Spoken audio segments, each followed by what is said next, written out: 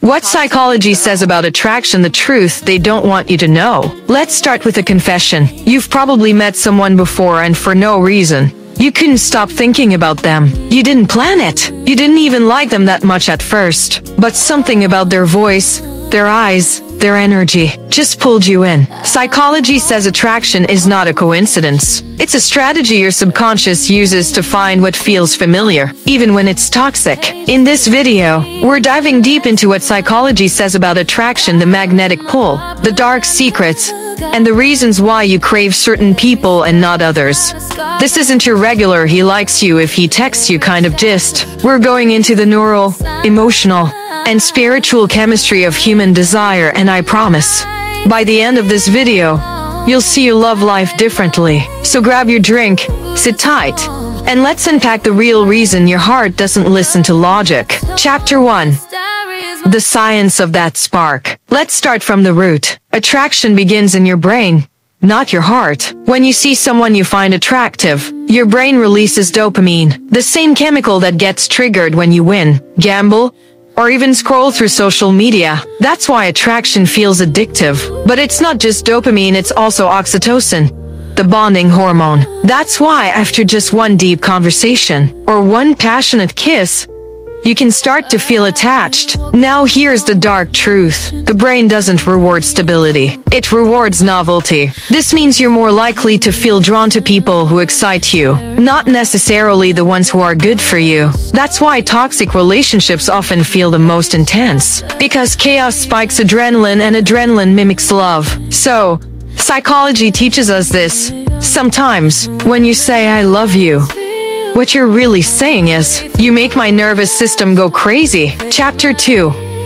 Familiarity, why you're drawn to certain people. Have you ever wondered why you keep falling for the same kind of people? Same personality, same pattern, just in a different body. That's not coincidence, it's called repetition compulsion. Your subconscious mind is addicted to what feels familiar, even if it's painful. You might be drawn to someone who feels like home. But if home once meant emotional inconsistency, rejection, or neglect, your brain will confuse that chaos for connection. You'll call it chemistry, but psychology calls it trauma bonding. This is one of the deepest secrets of attraction. We don't always fall for what's right for us. We fall for what feels recognizable. So the next time you meet someone and feel that instant spark, pause and ask yourself, do I feel drawn to them because they're new, or because they remind me of something old? Chapter 3. The dark side of attraction. Attraction can be manipulated. Advertisers do it. Influencers do it. Even some lovers do it. Psychologists call it the halo effect. When you find one thing attractive about someone, like their looks, confidence, or voice, your brain assumes the rest of them must be good too. That's why charming people get away with bad behavior. It's not that you're blind. It's that your brain fills in the blanks with hope. Then comes the intermittent reinforcement trap. This happens when someone gives you attention one moment and withdraws it the next. Your brain starts craving their validation like a drug. That push and pull, it's not love. It's emotional conditioning. That's how some people keep others addicted without even committing. They don't give you stability. They give you uncertainty. And uncertainty is the most powerful psychological weapon in attraction. Chapter 4. Male and female psychology of attraction. Let's break it down. Men and women are both wired for attraction, but in slightly different ways.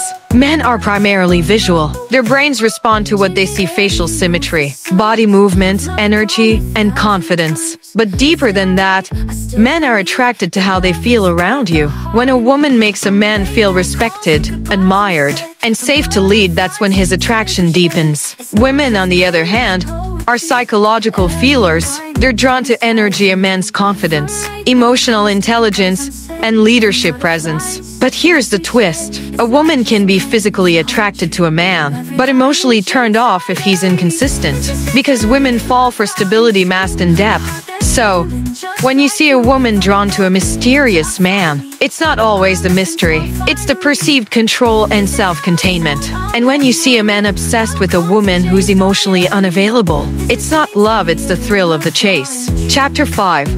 The mirror effect, your energy attracts your match. Let's go spiritual for a moment, because psychology and energy often dance together. The mirror effect says, you attract what you reflect. If you carry unhealed wounds, you'll meet people who trigger them. If you carry confidence and peace, you'll attract calm connections. The people in your life are mirrors showing what's inside you. That's why when you grow, some relationships naturally fall apart. They were only meant to match your old energy. So if you're tired of attracting confusion, stop chasing people, start healing patterns. Because your energy introduces you before you even speak. Chapter 6. Reverse Psychology, Why Mystery Wins, minute 50 minus 55. Let me drop a little game here. The more available you are, the less curious people become. Humans are wired to chase what they can't easily have. That's why playing hard to get works, not because you're manipulative, but because scarcity creates value perception. Want someone to be drawn to you? Don't overshare. Don't explain. Don't beg for clarity. The human mind fills in blanks with fantasy, and fantasy is the most powerful form of attraction. The less they know, the more they imagine, and imagination is where obsession lives. Chapter 7. How to use psychology to build healthy attraction. Now, let's balance it. Attraction is powerful, but it should never replace discernment. Here's how to use psychology the right way. 1. Self-awareness first. Know your emotional patterns before falling for someone new. 2. Boundaries. People respect what has limits. 3. Confidence. It's not about pretending to be perfect. It's about being grounded in your value. 4. Authenticity. You can't attract peace while living in pretense. 5. Energy discipline. Don't give your emotional attention to everyone who asks for it. True attraction starts with inner balance. When your heart and mind align, you stop chasing, you start choosing. So, what does psychology really say about attraction? That it's not about beauty, money, or fame. It's about emotional safety and subconscious familiarity. We're all just walking memories, looking for reflections of our inner world. Sometimes the person who feels like the one is really the one revealing your unhealed part. And until you face that truth, you'll keep mistaking emotional chaos for passion. So here's your challenge. Don't just fall in love with how someone makes you feel. Fall in love with how they treat your peace. Because peace, not passion, is the real chemistry your soul is craving. If you loved this deep dive into human attraction and psychology, click subscribe right now. Turn on the bell so you don't miss new videos on the science of love, emotional intelligence, and relationship mastery. Drop a comment, tell me your biggest aha moment from this video. Was it the mirror effect? The dark side of attraction? Or the part where you realized you're not crazy? You're just human? Welcome to Janesdiary, where we decode the human heart, one truth at a time.